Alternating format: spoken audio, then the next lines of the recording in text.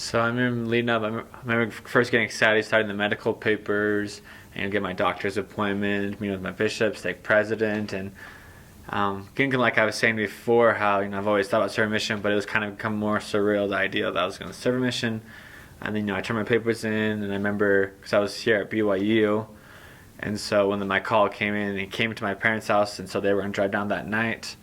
And I actually had an intramural flag football game that night, so I had my game that we actually lost. But I rushed from there back to my apartment, and I lived at Heritage Halls. It was a big open, like the floor just out in the lobby.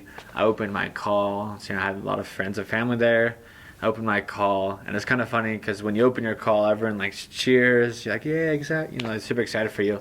And I opened my call, and it said the Adriatic South, and everyone was like, huh? Where's the Adriatic South? Like, where is that?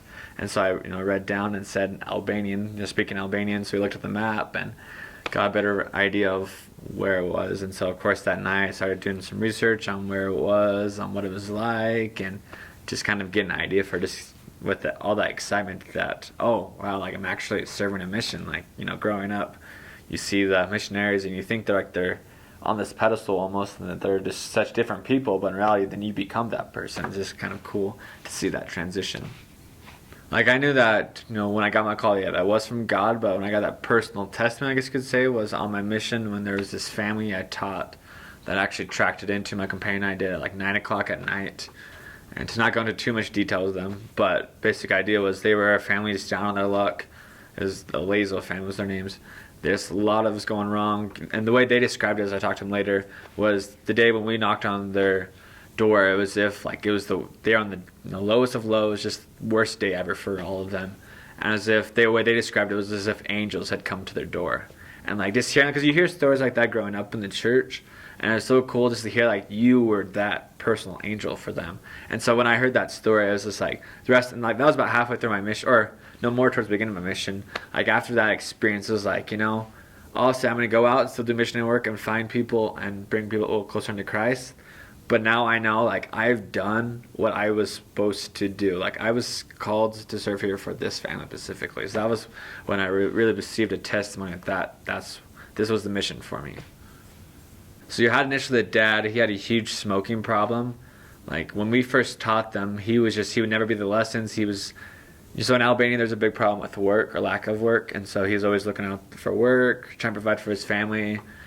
And the mom, she's just one of those people who the gospel just clicked like that for her. It just clicked with her. Some people just the gospel makes so much sense, and to her, there'd be things we teach her, and she just so often would teach herself. It was so cool to see that, and it's so cool to see the spiritual improvement of them. Just like when we went and taught them the first couple of times, they actually thought we were Jehovah's Witnesses, which in Albania they don't have a very good stereotype. And so they were kind of, especially the grandma was kind of turned off about that. But as we started teaching them, like more and more, and they'd start reading their scriptures, and it was just really cool to see that improvement, the general happiness that they would have with us, and then with the ward, or with, I guess, the branch at the time, getting to know the people there. And you could see like the happiness just get better and better. And then they kind of hit this little roadblock where they started not reading their scriptures as much, and you could see some problems going on. But my companion and I, we had a lesson with them and talked to them about it, and like, okay, we got to recommit ourselves, and they did. And so initially the mom, the 2 girls, and the son all got baptized the same day. And then we started teaching the grandma a couple months later, because before then she'd been in the lessons, but not completely there. So she was there. And then a couple months later after that, the dad, he was on the lowest of lows. He was having a gambling problem as well as a smoking problem. And he just kind of realized, I feel like nothing right now. Like, I need something. And I love what he said was, I don't believe, I don't have faith, but I want to have faith. And that was just such a grateful reminder that his desires were so pure that he wanted to believe, but he wasn't there yet. And his whole approach and his conversion was really awesome, just to see that, like, he was so sincere. He didn't want to say, oh yeah, I believe, just because his family did and that's what he was supposed to do. He really wanted to go through the process and find out for himself. And so he wanted to read the scriptures. It was so cool to see, as the more lessons he took, he wanted every single manual. He wanted every single piece of information of the gospel. And so, like I said before, he was smoking 80 cigarettes a day, and then in a matter of 1 week he stopped and didn't smoke anymore at all. And that was such a big testimony builder to me, seeing the power that the gospel has on changing. So then he got baptized. Super solid family. He was the ward mission leader.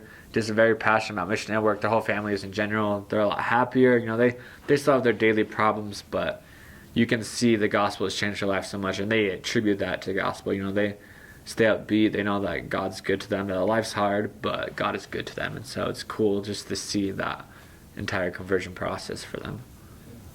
Like I said, it really felt like that was why I was called there. It was for them. Like, they're my family away from home. It's like, that's the way I see them, is my family away from home.